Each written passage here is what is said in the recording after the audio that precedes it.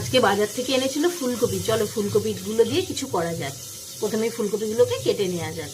ফুলকপিগুলো ভালো করে আমি ধুয়ে নিয়েছি। এইবার আমি এর মধ্যে দিয়ে দেবো কর্নফ্লাওয়ার। এইবার এর মধ্যে দিয়ে দেবো কিছুটা নুন আর হলুদ দিয়ে এটা ভালো করে মাখিয়ে নেব। তেল গরম হয়ে গেছে, এবার ফুলকপিগুলোকে আমি ভেজে নেব।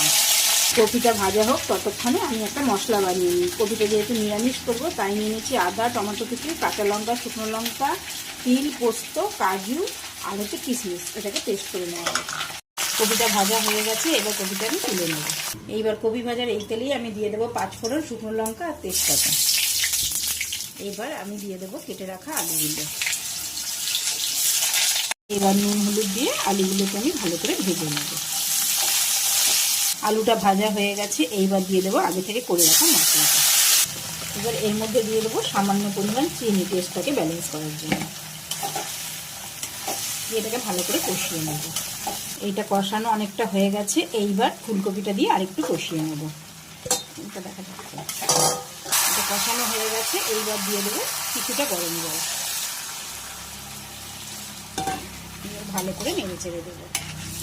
এটা হয়ে এসছে, এইবার দিয়ে দেবো ঘি আর দিয়ে দেবো কিছুটা কাসুরি মেথি আর দিয়ে দেবো একটু গরম মশলার গুঁড়ো। এই দেখো ফ্রেন্ডস, তৈরি আমার গরম গরম ফুলকপি আলুর রসা। তোমরা এইভাবে বাড়িতে ট্রাই করো, এটা খুব টেস্ট হয়।